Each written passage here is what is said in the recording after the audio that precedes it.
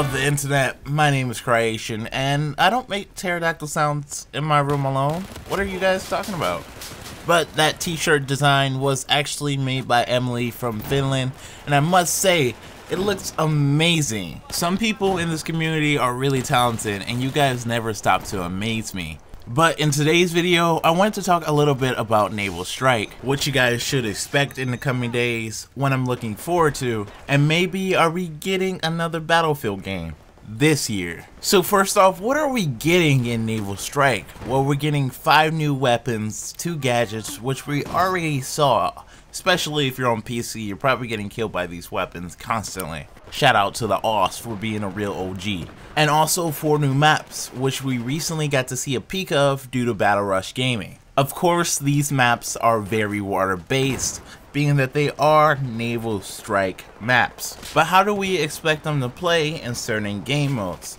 Well, I know that Conquest and Carrier Assault are pretty much going to work. DICE have done a really good job on designing their maps around Conquest, and they're obviously going to also be designed for Carrier Assault. But what about game modes like Rush and Obliteration? Personally, my favorite game modes.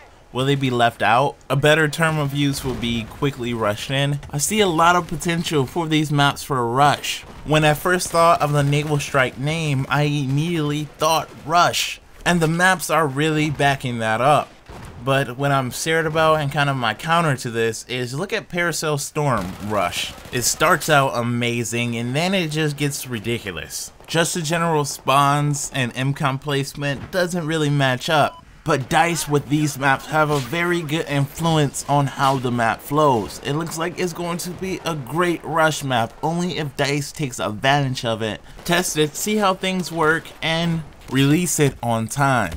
I am really looking forward to these maps, mostly because they're naval maps, and right now my favorite maps on Battlefield 4, especially the stock maps, are Hanging Resort and Paracel Storm. They have a certain uniqueness, and they're also the best looking maps. Paracel Storm especially. There's supposed to be some kind of sunset also, which brings us to the game-changing Levolution that DICE is going to add. No, it's not just sunsets. What DICE is going for this time around is what they promised us in the early Battlefield 4 trailers, that Levolution will be actually game-changing.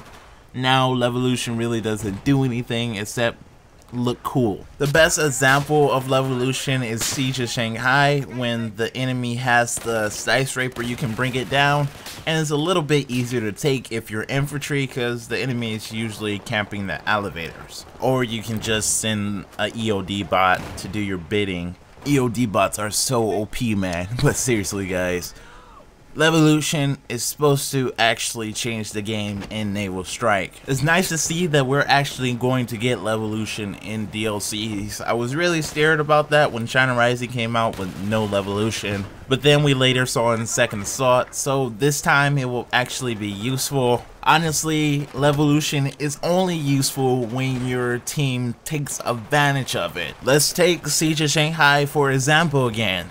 Some people just love to bring down the tower for really no reason. Especially it annoys me when your team is actually holding the C point and someone on your team decides to bring down the tower really for no reason.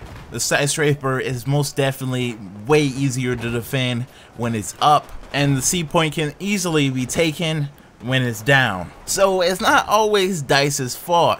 For example, the Suave. I don't think DICE intended it to be a one-hit kill weapon, but they did provoke it with one of the assignments being to kill someone with the Suave. So they're not all innocent. But guys, you have to remember that sometimes game developers mean a certain thing and the community interprets it as something else. That is where I'm going to leave that discussion. I would love to hear you guys' thoughts. But haven't you guys noticed we're almost 3 DLCs down and it's only 4 or 5 months from the game's launch? This is making me and many others speculate that this Battlefield will not last for 2 years and that DICE is planning on releasing something around the time they usually do in late fall. Could it be Bad Company 3?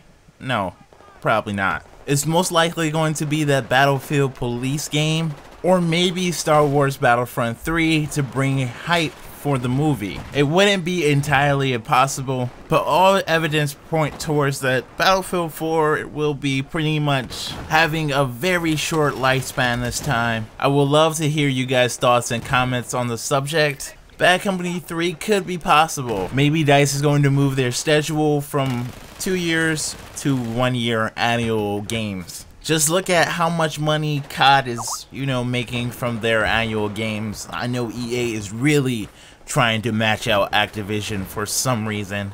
But with annual 1 year games, there are always some disadvantages. Well, that's my time for today, guys. If you enjoyed this video or it helped you out in any way, leave a like. If you didn't like it so much, leave a dislike and tell me why in the comment section below.